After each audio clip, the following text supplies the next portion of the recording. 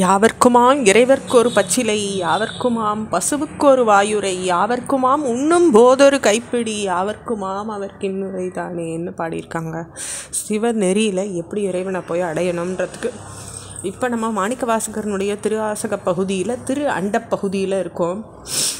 அப்போ அதில் நீர்நிசை தரவரு நெடுங்கண் மான் காணன் தவப்பெரு வாயிடை பருகி தளர்வோடு மவப்பெருந் தாபம் நீங்கா தசைந்தன அப்படின்ற வார்த்தையை பார்த்தோம். அப்போ மான் கூட்டம் காணல் நீரை நெஜ நீருன்னு நினச்சிண்டு தாகசாந்தி அடையாமல் தவிச்சது போல் புற சமயங்கள்லாம் புகுந்து கடுந்தவம் புரிஞ்சும் பரமனது அருள் கிடைக்காத பல பேர் அள்ளப்பட்டிருக்காங்க. அதெல்லாம் இல்லாத உங்ககிட்ட வந்து எனக்கு நல்ல கதி கிடச்சிருக்குன்னு மாணிக்கவாசகர் சந்தோஷப்பட்டுக்கிறார் திரு அண்ட பகுதியில். அடுத்த வார்த்தை, ஆயிடை வான பேரியார் ரகவயிர் பாய்ந்தெழுந்தின்ப பெருஞ்சொழி கொழித்து அப்படிங்கிறார்.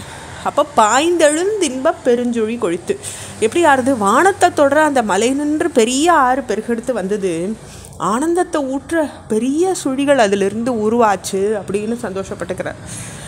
சுடித்தெம் பந்தமா கரை பெருந்தலை திடித்து ஊழு ரோங்கிய நங்கள் இருவினை மாமரம் வேற்பட்டெழுந்து அப்படிங்கிறார். அப்படி என்ன ஆறுது?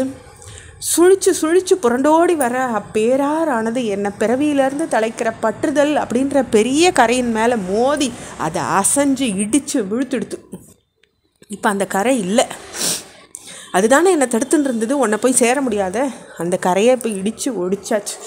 எத்தனையோ பிறவிகளில் நம்ம வந்து சூழ்ந்திருந்த இருவினைன்ற பெரிய மரத்தை வேரோட பறித்து களைஞ்சது அந்த நீர் பெருக்கு தான். அதுதான் உன்னுடைய அருட்பெருக்குன்னு சந்தோஷப்பட்டுக்கிறார் மாணிக்கவாசகர்.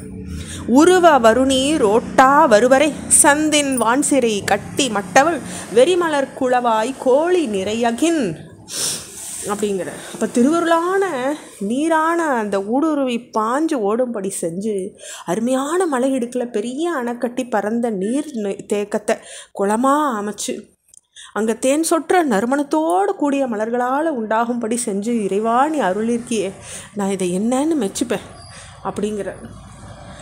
ஏன்னா மலர்வாய் குளவாய், அப்போ மனமுகுந்த மலர்கள் நிறைஞ்ச குளம், இதை நீ அமைச்சு எனக்கு கொடுத்துருக்கியே இறைவா அப்படின்னு சந்தோஷப்பட்டுக்கிறேன். அடுத்த வார்த்தை, மாப்புகை கரைசேர் வண்டுடை குளத்தின் மீக்கோள மேன்மேன் மகிழ்தளி நோக்கி. அப்போ கரையில் மக்கள் எரிஞ்ச அந்த அகல் கட்டியிலேருந்து எழும்பின வாசனை புகை படலமாக பரவித்து குளத்தில் வண்டு இனங்கள் ரீங்காரமிட்டு இருந்தது. பார்க்கறதுக்கும் கேட்கறதுக்கும் மோக்கிறதுக்கும் எல்லாமே தகுந்திருந்து மகிழ் ஊட்டித்து அப்படின்னு சந்தோஷப்படுற. அருச்சுனை வயலுளன் பூவித்திட்டு தொண்ட உழவு ஆரத்தந்த வண்ட தரும் பெறன் மேகன் வாழ்க அப்படிங்கிற. அப்போ எப்படி வழிபாடு அப்படின்ற வயலில் அன்புன்ற விதையை இட்டுட்டு பரவெளியில் பிரகாசிக்கிற பெரிய பொருளான மேகேஸ்வரன்கிட்டேருந்து வர சிவபோகம் அப்படின்ற அமிர்தத்தை இறைவன் தொண்டர்களான உழவர்கள் விளைவிச்சிருக்காங்க. அந்த அருட்பசியை போக்கிறதுக்கு அது நல்லுணவாக ஆயிருக்கு அப்படின்னு அந்த யோக நிலையை ஆத்மசாதகனுடைய சந்தோஷத்தை இங்கே வந்து சுருக்கமாக சொல்கிறார், நம்ம வார்த்தைக்கு புரிகிற மாதிரி. கரும்பண கச்சை கடவுள் வாழ்க வருந்தவர் கருளும் ஆதி வாழ்க. அப்போ எப்படி கருநிற படத்தோடு கூடிய பாம்பை இடுப்பில் கச்சையாக கட்டின்னு இருக்க கடவுள் வாழ்க. பாம்பை நாகத்தை வந்து அணிஞ்சுட்டு இருக்கார் சுவாமி. அரிய தவத்தை செய்கிற தவசிகளுக்கு அருள் புரிகிற முதல்வன் நீதான், ஆதி வாழ்க. ஆதி யார்? முதல்வனாக இருக்கக்கூடிய ஆதி வாழ்க அப்படிங்கிறார். அச்சம் தவிர்த்த சேவகன் வாழ்க நிச்சலும் ஈர்த்தாட்கொள்வோன் வாழ்க.